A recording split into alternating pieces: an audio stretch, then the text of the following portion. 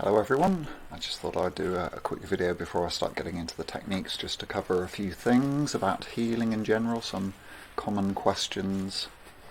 So I've written a bit of a list here, and the first thing is really you don't have to be anything special, you don't have to be some star seed or gifted in any way to be a healer, to do healing. It's use it or lose it really, isn't it? So, if you do put effort into healing, then you're obviously going to get better at it. So I don't think you need to be something special in order to start healing. Healing, especially if you're going to do lots of healing, looking after yourself is important. It can be quite tiring if there's any resistance within you.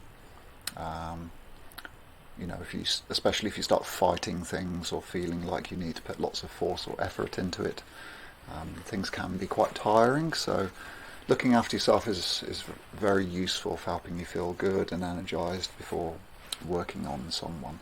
So that could mean going out for a walk, it could mean having a shower, changing your clothes, it could mean eating something really nice in the morning, it could be doing a small meditation to center yourself, calm your mind, do some Tai Chi. So I'll be covering those sorts of things in more detail later on, but just so you bear that in mind for the moment. The other big thing a lot of people worry about when starting healing is things like parasites and ETs and entities and that kind of thing. There's a lot of stuff going around the internet about that, a lot of fear mongering, and yes, those things do exist, and I will do some specialist sessions on how to deal with that sort of thing, but they don't have to exist. And even if they still exist for you, they don't have to be a big problem like people on the internet seem to make out.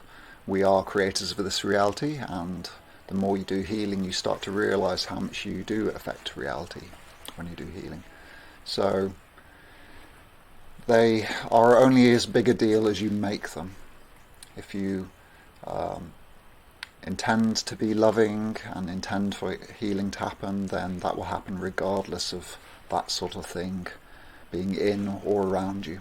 And eventually, once you start realizing that they have no power over you because they are creations, then they literally don't become a problem, and you can just walk into a room and people start feeling better already because that doesn't sit well with your vibration, it doesn't match.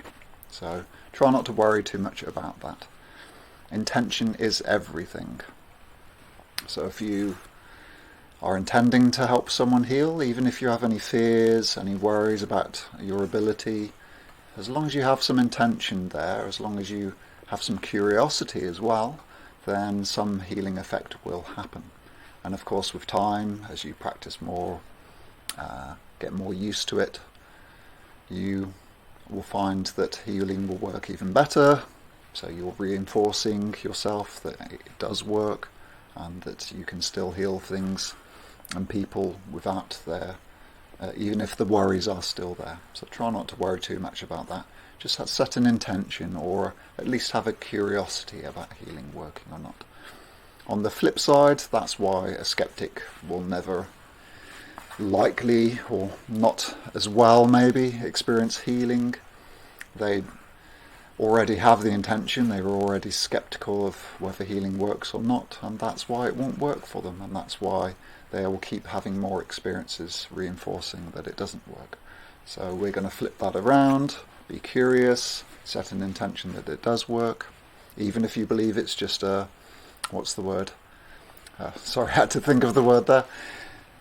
A placebo. So even if you think it's a placebo effect, it's still an effect. You still believe that there is some effect. So, like I say, intention is everything. At least having a curiosity, and healing will start to work for you.